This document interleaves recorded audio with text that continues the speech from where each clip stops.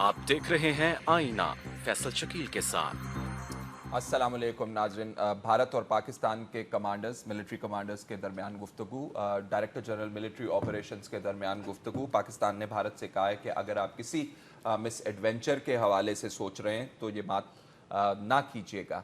साथ साथ भारत की तरफ से या भारत के मीडिया के अंदर से जो आवाज़ें आ रही हैं वो भी अच्छी नहीं हैं। कहा जा रहा है कि भारत के अंदर पाकिस्तान के कमांडोज आए और उन्होंने 2 फ़ौजियों को हलाक किया और उनकी बॉडीज़ के साथ जो म्यूटिलेट किया, डिसमेंबर किया, ये कहना है उनका। और वहाँ पे बहुत कम गुस्सा है, जिसमें कि कहा जा रहा है कि लोग कह रहे हैं कि एक और सर्जिकल स्ट्राइक पाकिस्तान के अंदर की जाए। पहली सर्जिकल स्ट्राइक का इंटरनेशनली भी पता नहीं चल सका, सुराग नहीं मिल सका कहाँ हैं। दूसरी सर्जिकल स्ट्राइक्स की बातें कर रहे हैं और साथ साथ कश्मीर के क्या हालात होते जा रहे हैं। कश्मीर, भारत सोच रहा था कि हम आनी हाथ के ज़रिए जो मूवमेंट है उसको कुचल देंगे, लेकिन अब जो ख़बरें वहाँ से आ रही हैं, पता ये चल रहा है कि ख़वातीन यानी बच्चियाँ, स्टूडेंट्स यूनिवर्सिटी की, वो भी इसके अंदर शामिल होती हुई नज़र आ रही हैं।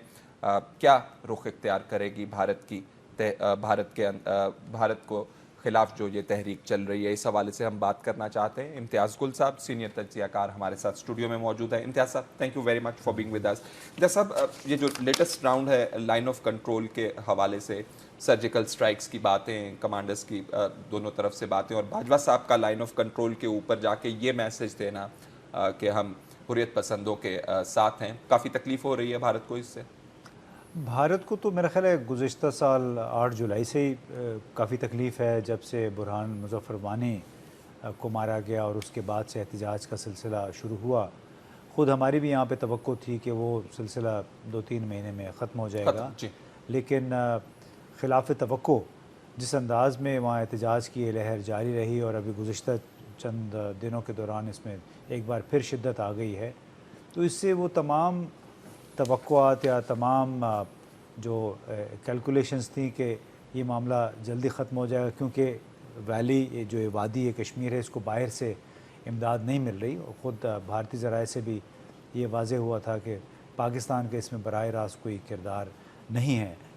तो उसमें अब ज़ाहिर है भारत को परेशानी तो होगी, और उसी वजह से अब वो मुख्तलिफ़ ज़राए से अपना प्रेशर इस्तेमाल करेगा कि किस तरीके से इसको ज़ोर फ़ौजी तरीके से इसको ख़त्म करे।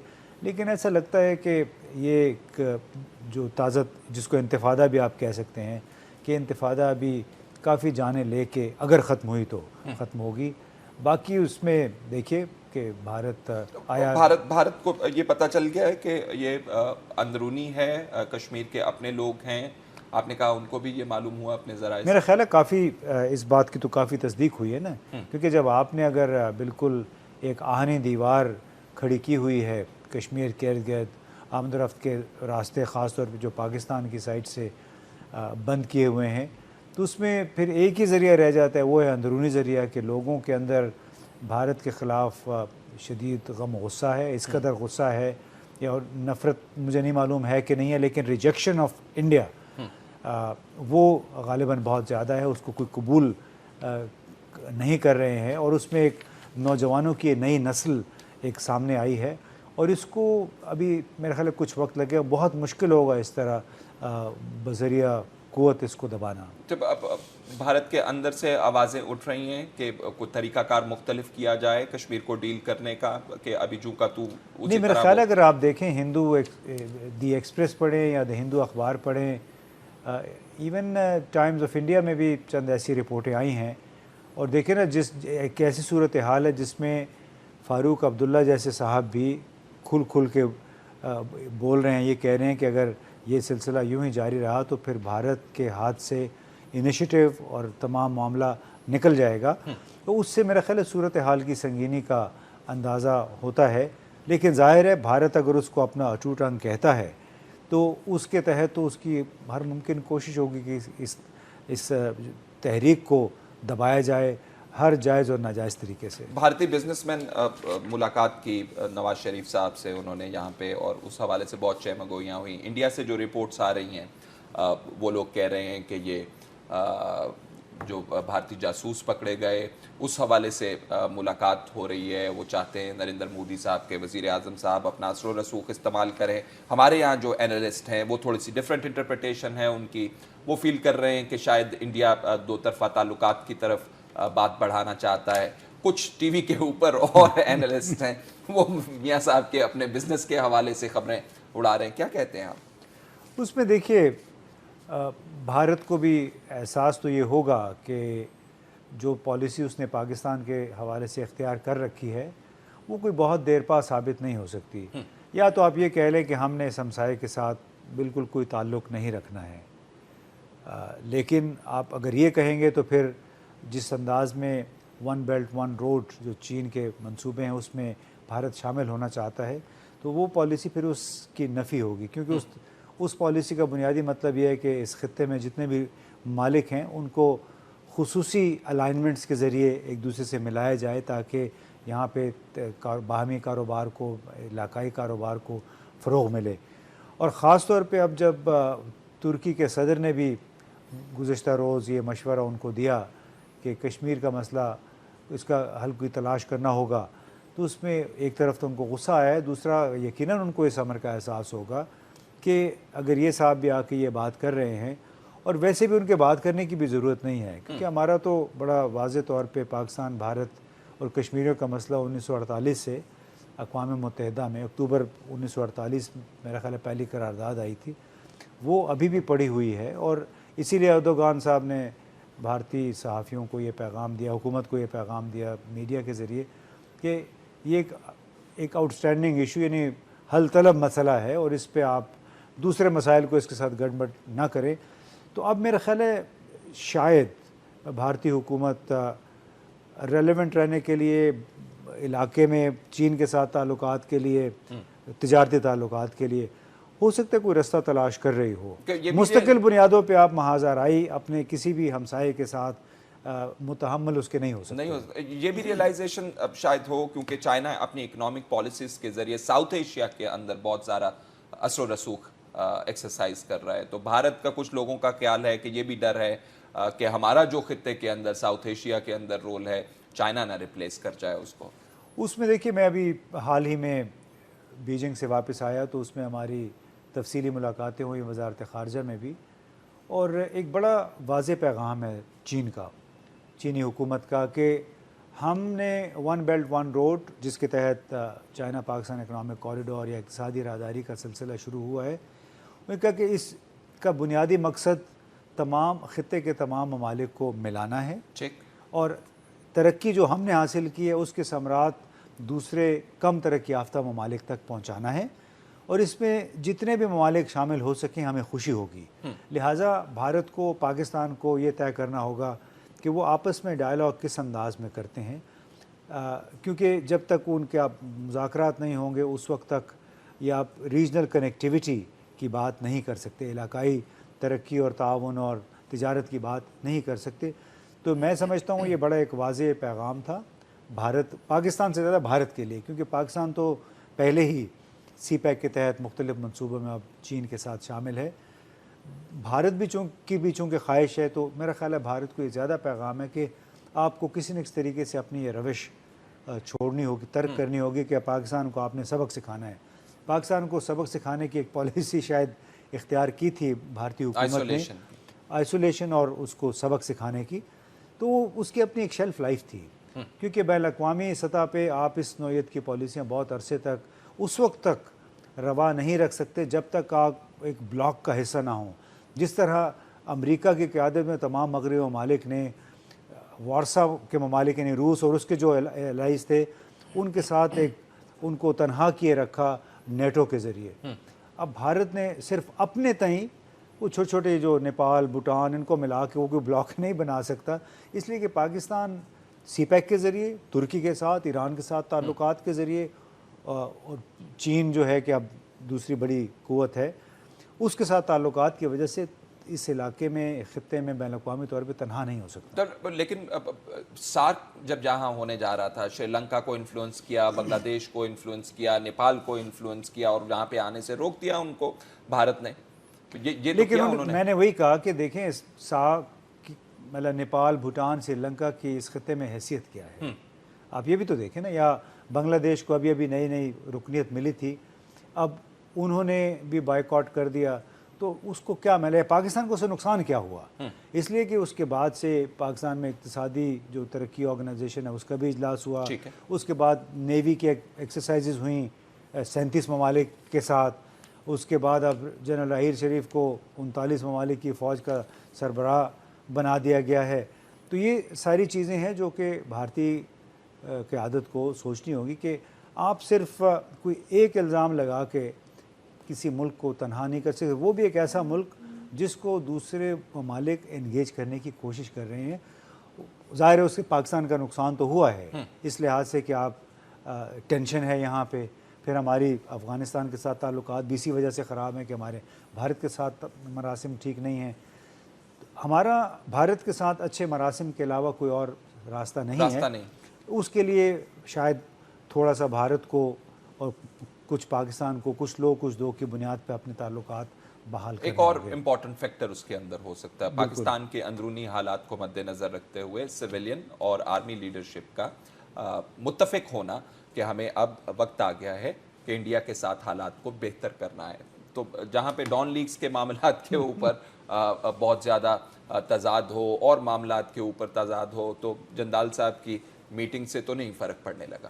بالکل کوئی فرق نہیں پڑے گا۔ یہ تو دیکھیں جب تک دو بڑے اداروں کے درمیان اگر اعتماد نہیں ہے تو ظاہر ہے پھر دوسری پالیسیوں پہ بھی آپ کا اتفاق تو نہیں ہو سکتا۔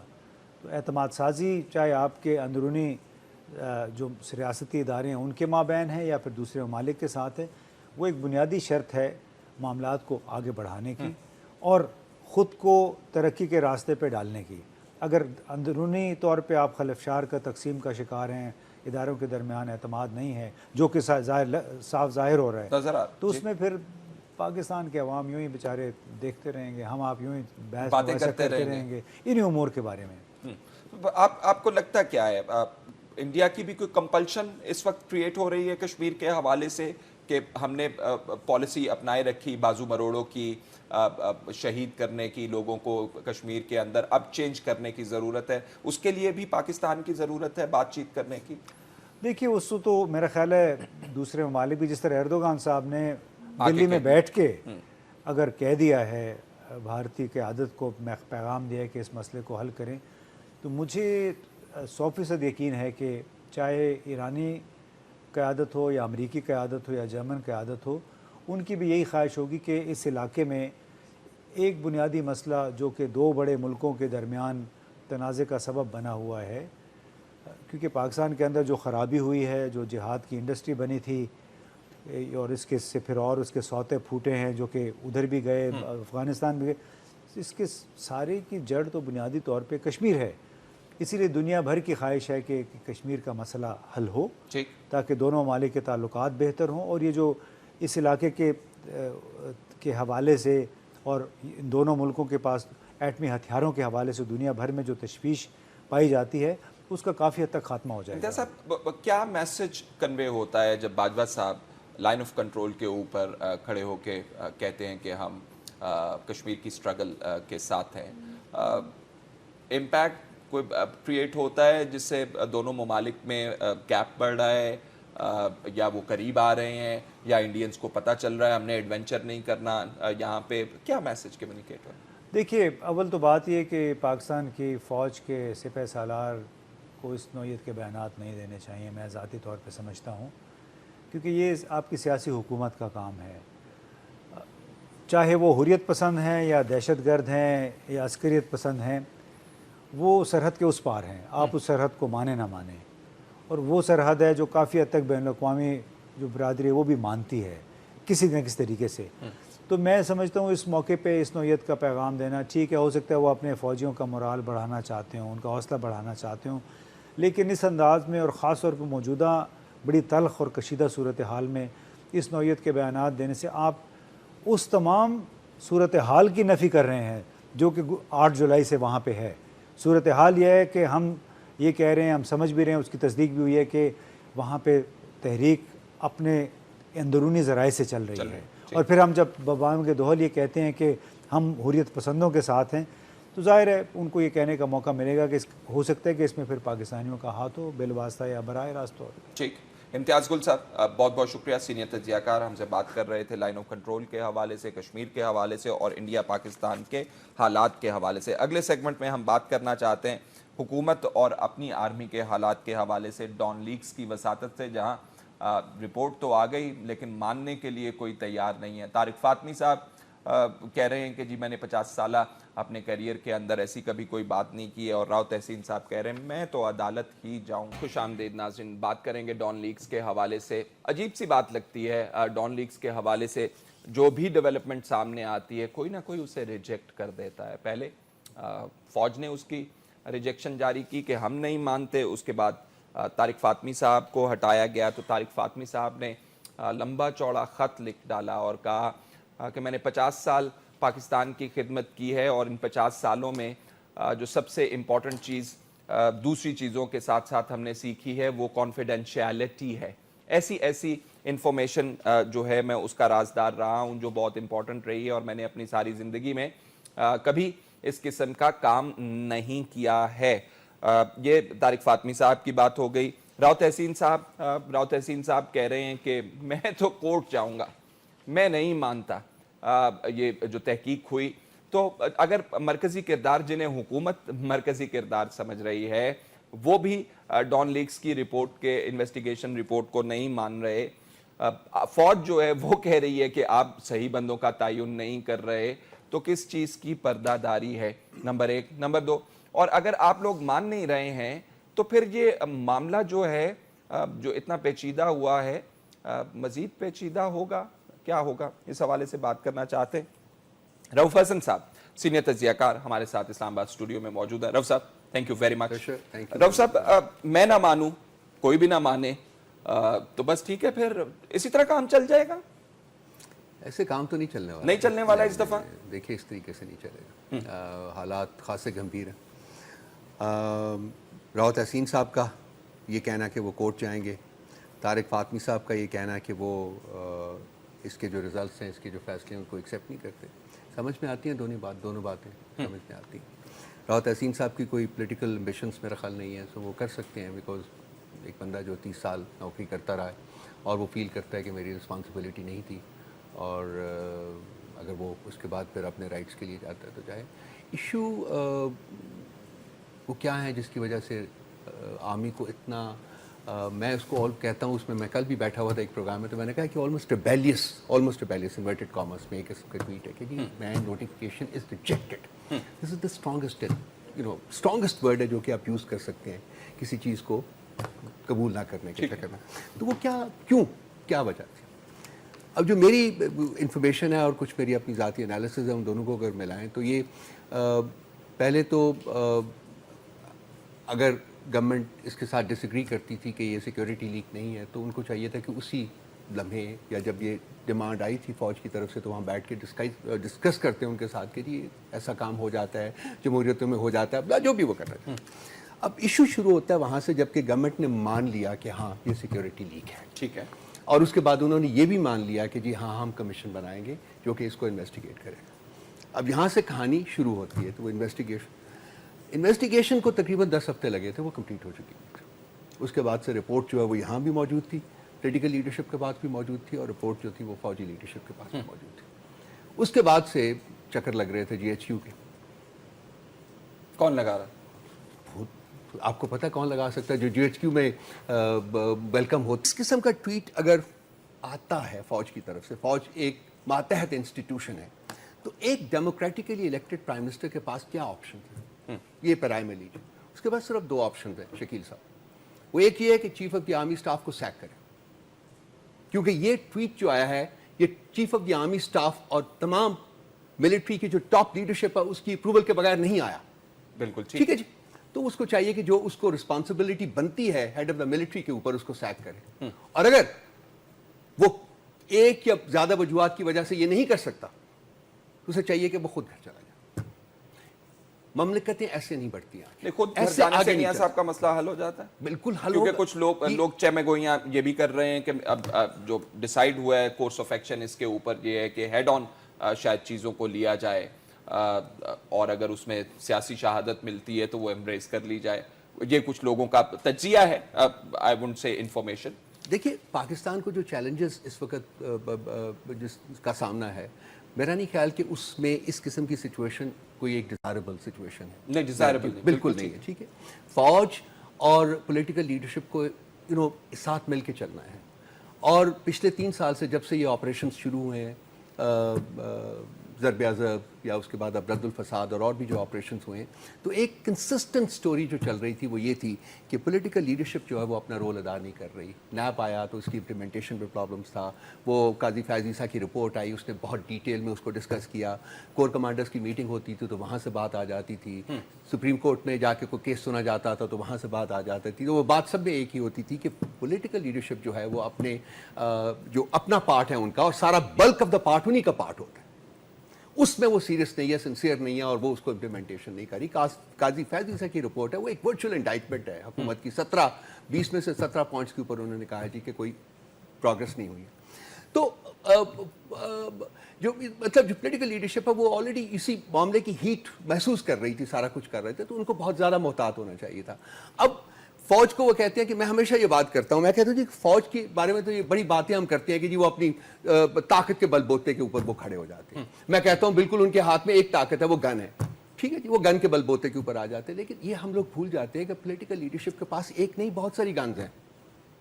وہ اپنی اکاؤنٹیبلٹی کی گن ہے, اپنی کریڈیبلٹی کی گن ہے, اپنی ٹرانسپیرنسی کی گن ہے, اپنی ڈیلیوری کی گن ہے. کتنی گنز ہیں ان کے پاس. ایک پولیٹیکل لیڈرشپ جو کہ آتی ہے عوام کے ووٹ سے اور وہ ڈیلیور کرے عوام کو, تو کون اس کو ہلا سکتا ہے؟ کوئی اس کو ہاتھ نہیں لگا سکتا. جب فوج اپنی گن جو ہے وہ یوز اب تو بہت دیر ہوئی نہیں کیا, ٹریڈ آف آپ کہہ رہے ہیں اس کے اوپر نہیں ہو سکا ہے, تو اب معاملہ کہاں پہ جا کے سیٹل ہوگا؟ ٹریڈ آف کی اگر آپشن ہوتی نا تو یہ ٹویٹ نہ آتا. دیکھیں یہ ٹویٹ جو ہے یہ انہوں نے جسے کہتے ہیں نا کہ ایک دراڑ جو ہے اس کو بالکل پبلک کر دیا ہے کہ جی فوج یہ محسوس کرتی ہے کہ جی یہ سب خراب ہے, یہ غلط ہے. انہوں نے جو بات کی ہے میں پڑھ کے آپ کو سنا دیتا ہوں کہ یہ جو اس کی فائنڈنگز ہے اس کے مطابق نہیں ہے اور ہم اس کو ریجیکٹ کرتے ہیں. ٹھیک ہے, ٹھیک ہے. اب جب آپ اس قسم کی ایک پوزیشن لے لیتے ہیں وچ از اے ڈیسائسو پوزیشن, تو اس کا بیک آف کرنا, میں جب آپ کے ساتھ ابھی بیٹھا ہوا تھا تو بات کر رہا تھا, ہم لوگ پولیٹیکل لیڈرشپ جو ہے وہ بڑی بات کرتے ہیں کہ جی ہماری کریڈیبلٹی ہے, ہم لوگوں کے ساتھ ہم لوگ ہمیں اپنے ووٹ کے ذریعے الیکٹ کرتے ہیں, ہمارا یہ ہے وہ ہے, اگریڈ ہے, سارا کچھ ہے. اس فوجی کمانڈر جس کا نام جنرل باجوہ صاحب ہیں, ان کے نیچے 8 لاکھ بندہ ہے, اور وہ ان کی انٹیگریٹی کے بیس کے اوپر ان کے حکم کے جواب میں اپنی جانیں تک ملک کے اوپر قربان کرنے کے لیے تیار ہوتے ہیں. تو کیا ان کی کریڈیبلٹی کو ہم نے کمپرومائز کرنا ہے؟ جب وہ جاتے ہیں درباروں کو ایڈریس کرتے ہیں, جب کور کمانڈرز کی میٹنگز ہوتی ہیں یا جا کے درباروں کو ایڈریس کرتے ہیں جہاں کے لوور رینکس کے بھی لوگ آتے ہیں, اور جب ان کو سوال کیا جاتا ہے تو کیا ان کی کریڈیبلٹی بھی جو آن لائن نہیں ہے بالکل وہ نہیں کریں گے؟ تو اس کا مطلب ہے کہ وہ کہہ رہے ہیں کہ آپ مریم نواز صاحبہ کا اس کے اندر جو رول ہے وہ ان کے ساتھ اسکرائب کیجئے, رپورٹ کو پبلک کیجئے, اور جو punishment which is considered fit وہ آپ ایکارڈ کیجئے. اب دیکھیں اس جو بات ہے جو اس کے حقائق ہیں وہ چاہ رہے ہیں جی کہ وہ سب حقائق سامنے آ جائیں. اور طارق فاطمی صاحب کا یہ کہنا ہے کہ جی میں اس کی فائنڈنگ سے ایگری نہیں کرتا, اور راؤ تحسین صاحب کا یہ کہنا ہے کہ میں کورٹ جا رہا ہوں. تو آبویسلی مسائل تو ہیں, یہ مہرے نہیں چل رہے نا, مہرے جو ہیں وہ سیکریفائس ہونے کے لیے تیار نہیں ہیں. اب وہ مہرے سیکریفائس کیوں کیے جا رہے ہیں؟ اب طارق فاطمی صاحب جو ہیں وہ ان کی بہت 50 سال, وہ خود کہا ہے, انہوں نے لیٹر میں کہا جی اپنے میں کہ جی میں نے 50 سال اس ملک کی خدمت کی ہے. راؤ تحسین جو ہے وہ اب ریٹائرمنٹ کے قریب ہے, وہ 35 سال کی سروس اس کی بھی ہوگی. ٹھیک ہے, اب آپ اس نہج کے اوپر اپنے جو اپنے کیریئر کے اس آخری چند ایام میں, چند ہفتوں میں, چند مہینوں میں آپ جب یہ پوزیشن لیتے ہیں, اوپن پبلک پوزیشن لیتے ہیں کہ جی ایک کہتا ہے کہ جی میں اس کی فائنڈنگ سے ایگری نہیں کرتا, دوسرا کہتا ہے میں تو کورٹ جا رہا ہوں, تو لازمی بات ہے کہ وہ مہرے ہیں. جو ہمارا ایک پرسسٹنٹ اور کنسسٹنٹ قسم کا انالیسس رہا ہوا ہے کہ وہ یہی ہے جی کہ اپنے وہ جو کیڑوں کو سیکریفائس کر رہے ہیں کسی اور کو بچانے کے لیے. رانا ثناء اللہ صاحب کہہ رہے تھے کہ رپورٹ ہم پبلک کر دیں گے تو اس سے پھر تمام شکوک و شبہات جو ہیں ختم ہو جائیں. وہ کچھ حصہ پبلک کرنے کی بات کر رہے ہیں, میرا خیال ہے رپورٹ پبلک کرنے کی بات نہیں کر رہے ہیں. دیکھیے جی میں تو رانا ثناء اللہ صاحب کی تو بات, میرا خیال ہے کہ چلے آپ بات کر رہے ہیں وہ آپریٹو پیراگراف کی بات کر رہے ہیں. آپریٹو پیراگراف کو آلریڈی نمبر 18 ہے, وہ اکارڈنگ ٹو دی گورنمنٹ وہ آپریٹو پیراگراف 18 نمبر پیراگراف ہے. اس کی بیسس کے اوپر پرائم منسٹر ہاؤس سے وہ سرکولر جاری ہو گیا. آپ اس کو کچھ بھی کہہ لیجیے, ایگزیکٹو آرڈر کہہ لیجیے, سرکولر کہہ لیجیے. کل وہ انٹیریئر منسٹر آپ کے لگے ہوئے تھے, وہ مطلب آپ انٹیریئر منسٹر کی اسٹیٹمنٹ سے جو گورنمنٹ کے اندر کے جو ایشوز ہیں وہ بھی سامنے آ رہے ہیں کہ جی یہ بھی, وہ تو فوج کو علیحدہ کر دیجیے, یہ خود بھی سارے ایک پیج کے اوپر نہیں ہے. ٹھیک ہے, تو وہ بھی ایک اور بڑا سیریس قسم کا پرابلم ہے جو سامنے تو what do you foresee کیا ہونے والا ہے؟ دیکھیں جی, جی ایچ کیو کے چکر پھر لگیں گے, لازمی لگیں گے, شاید لگنا شروع بھی ہو گئے ہوں. جو میٹنگ ہوئی ہے ان کی 2 دن پہلے, اور جس کو ایک اور پرابلم, وہ میٹنگ اندر ہوئی ہے, جو ہمیں بتایا گیا اس میں مریم نواز صاحبہ اندر نہیں بیٹھی ہوئی میٹنگ میں, نہیں بیٹھی, ٹھیک ہے, بالکل ٹھیک. اور جو اس کے بعد میڈیا میں جو رپورٹ آئی ہے کہ جی انہوں نے ایک کمیٹی کانسٹیٹیوٹ کیا جی کہ آپ جا کے اس کو معاملے کو حل کرنے کی کوشش کریں, which is a very sensible thing to do, ٹھیک ہے. اس کی جو ریبٹل آتی ہے وہ مریم نواز سے آتی ہے. Maryam Nawaz. So my question is, who is she? کیا اس کا کوئی پارٹی کے اندر کوئی مقام ہے, کیا وہ ایم این اے ہے, ایم پی اے ہے, کیا منسٹر ہے, ایڈوائزر ہے, کیا ہے؟ یہی اگر ریبٹل آنا تھا, اگر میڈیا نے جو رپورٹ کیا وہ ٹھیک نہیں ہے, تو پرائم منسٹر کا کوئی اپنا, جو وہاں بیٹھے ہوئے تھے ان میں سے اسحاق ڈار صاحب بیٹھے ہوئے تھے وہ کہہ دیتے, چودھری نثار صاحب بیٹھے ہوئے تھے وہ کہہ دیتے, کوئی اور کسی کو ڈیزگنیٹ کر دیتے پرائم منسٹر صاحب. سو اس سے شکوکوں سے بات اور بڑھ رہے ہیں نا جی. تو لازمی بات ہے چکر جو ہے وہ لگیں گے, مائی باپ مریم نواز صاحبہ کی ٹویٹس کے حوالے سے وہ بیرسٹر ظفر اللہ صاحب کہتے ہیں کہ جو وہ ٹویٹس کرتی ہیں اپنی ذاتی حیثیت میں کرتے ہیں. What is Hare personal capacity? ذاتی حیثیت میں ان کا رائٹ ہے as a citizen of this country, وہ جو مرضی کہیں, لیکن ذاتی حیثیت میں وہ ایک بہت افیشل جو میٹنگ ہو رہی ہے اس کے اوپر تو کامنٹ نہیں کر سکتے. شکیل وہ کیسے کامنٹ کریں جب وہ اندر بیٹھی بھی نہ ہو اور انہیں پتہ بھی نہ ہو, کچھ بھی نہیں ہے, دین شی سیز کہ نہیں ایسی کوئی کمیٹی. اس کا مطلب ہے انہیں کوئی بریف بھی کرتا ہے, اس کا مطلب. دیکھیے مسئلہ یہ ہے کہ ان کی اپنا پولیٹیکل فیوچر آن لائن ہے نا. سب سے بڑا جو کرائسس ہے اس وقت وہ تو یہی ہے. اب میاں نواز شریف صاحب اور کتنی دفعہ آئیں گے, 4تھی دفعہ آئیں گے, 5ویں دفعہ آئیں گے, لازمی بات ہے. ان کے جو بیٹے ہیں ان میں اب تو میرا نہیں خیال زرداری صاحب ان کے ساتھ مل کے کوئی ایسی امینڈمنٹ کریں. یہ ایک اور ڈیولپمنٹ ہے, ہم کسی اور وقت ڈسکس کر لیں گے. جو مطلب پولیٹیکل جو فشز آ رہی ہیں اس وقت آپ کی, وہ تو مطلب ایک ان کی سکسیشن جو ہے نا وہ آن لائن ہے اس وقت. سو معاملات کو میرا خیال ہے کہ حکومت جو ہے وہ آفینس کی پوزیشن میں نہیں ہے, کیونکہ وہ چھپا رہے ہیں, کیونکہ وہ رپورٹ کو پبلک نہیں کر رہے. اگر آفینس کی پوزیشن میں ہوتے تو میرا سب سے پہلے یہ ہوتا کہ جی وہ رپورٹ پبلک کر کے سب کو بتا دیں. لیکن ڈیفنس بھی کوئی نظر نہیں آ رہا ان کے پاس, کیونکہ ابھی تک کوئی لچک ہمیں دوسری طرف سے نظر نہیں آ رہی. رؤف حسن صاحب سینئر تجزیہ کار ہمارے ساتھ موجود تھے اور بتا رہے تھے ہمیں ڈان لیکس کے حوالے سے سینسٹیو میٹر ہے, آگے جا کے کیا ہوگا ہم بھی دیکھ رہے ہیں, لیکن کچھ اچھا ہوتا ہوا اس میں دکھائی دے نہیں رہا ہے ہمیں. نیکسٹ سیگمنٹ میں ناظرین ہم بات کرنا چاہتے ہیں, آج 7 دن پورے ہوئے جا رہے ہیں سپریم کورٹ کے احکامات کے مطابق JIT جوائنٹ انویسٹیگیشن ٹیم, جس نے وزیر اعظم اور وزیر اعظم کے بچوں کی چھان بین کرنی ہے اثاثوں کی, اس کی آج اناؤنسمنٹ کریں گے سپریم کورٹ کے اس فیصلے کی جس میں کہا گیا تھا کہ وزیر اعظم صاحب کو کی تفتیش جو ہے ایک جوائنٹ انویسٹیگیشن ٹیم کرے گی, اسپیشل بینچ بنے گا. JIT کے 7 دن مکمل ہو گئے جو سپریم کورٹ نے احکامات جاری کیے تھے. ابھی تک جو ہمارے پاس خبریں موجود ہیں اس حوالے سے ایڈیشنل رجسٹرار صاحب محمد علی صاحب کو کوارڈینیٹر مقرر کر دیا گیا ہے.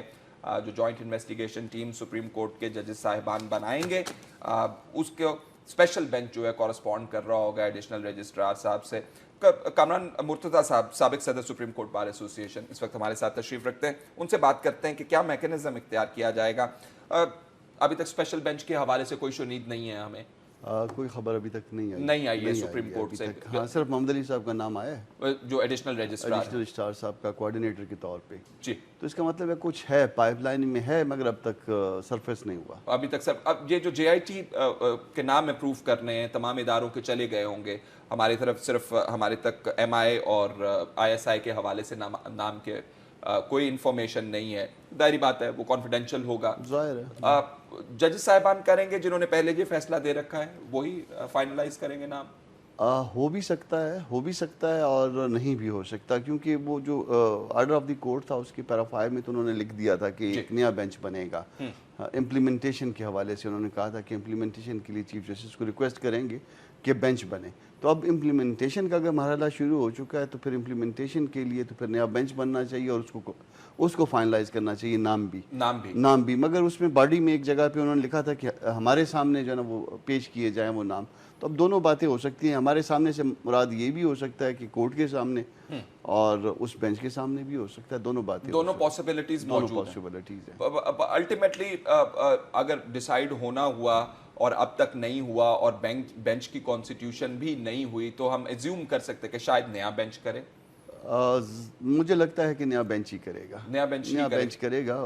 جب انہوں نے وہ ججمنٹ دے دی ہے تو ججمنٹ دے دی ہے تو پٹیشن ڈسپوز آف ہو گئی ہیں. پھر اس ججمنٹ میں انہوں نے خود کہہ دیا کہ آگے چیف جسٹس نیا بینچ بنائے. جی، تو میرا خیال ہے نیا بینچ ہی بننا چاہیے. اور چیف جسٹس صاحب کی ثوابدید پر ہے کہ نئے ججز صاحبان کون ہوں گے، اور اس میں وہ پرانے جج صاحبان جو 5 جج تھے جنہوں نے یہ فیصلہ دیا وہ نہیں ہوں گے.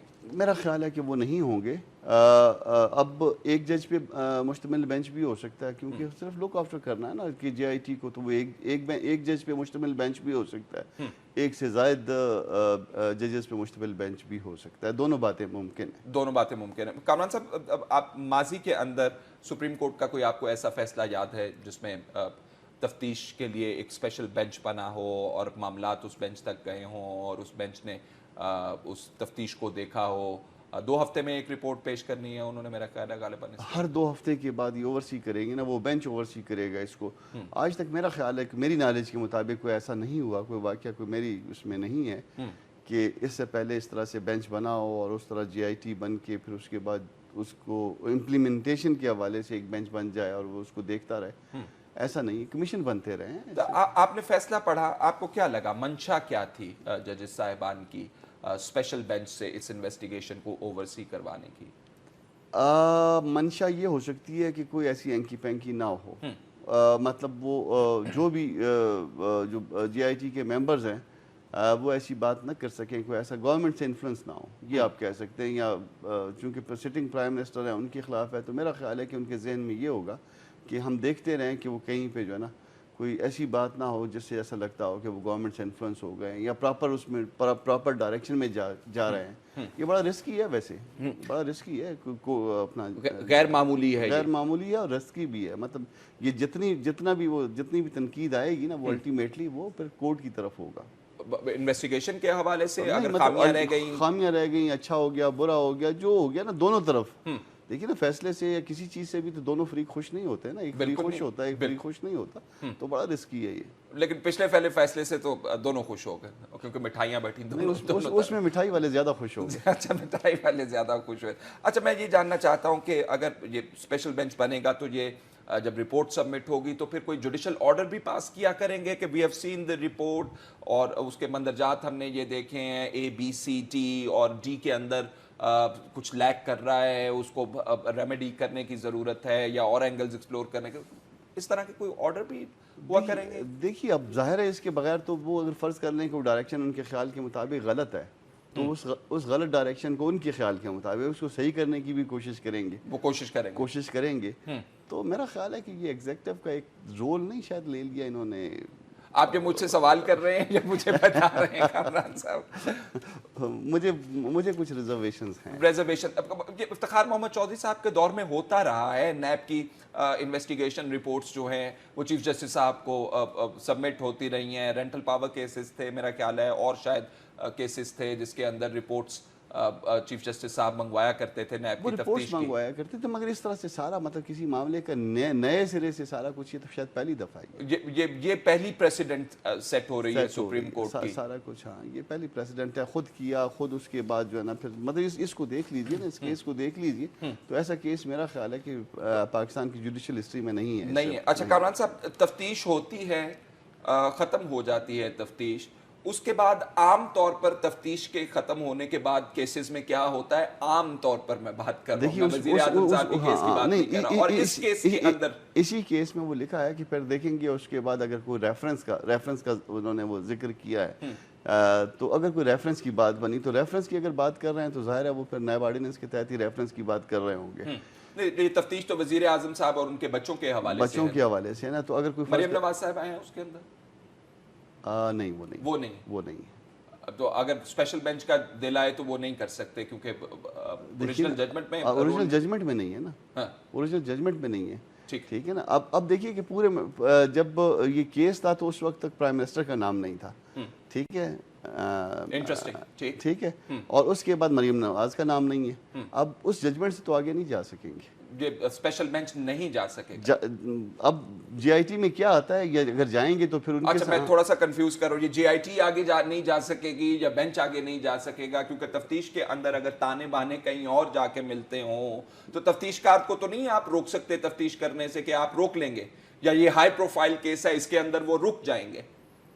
نہیں, اگر انفیکٹ اگر کوئی مٹیریل آ جائے, اب اس کو آپ اس طرح سے کر لیجئے کہ انویسٹیگیشن ہو رہی ہے, وہ آپ یہ بھی کہہ سکتے ہیں کہ 5 ممبرز پہ مشتمل وہ جی آئی ٹی ہے, وہ کر رہی ہے, اس کو جو ہے نا انکوائر کر رہی ہے, یا یہ سنگل ممبر بھی ہو سکتا تھا اگر کوئی نارمل کیس ہوتا, ٹھیک ہے.